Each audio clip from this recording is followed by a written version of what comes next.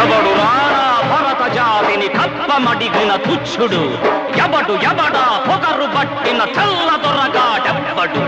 బ్రతుకు తెరువుకు దేశమొచ్చి బానిసలుగా మమ్ము నెంచి పన్నులడిగే కొమ్ములొచ్చిన దమ్ములెవడికి వచ్చరా?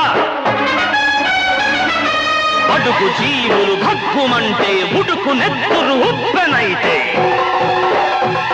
ఆ చండ్రని పూల దండ్ర గొడ్డని పన్ను గడతది చూడరా.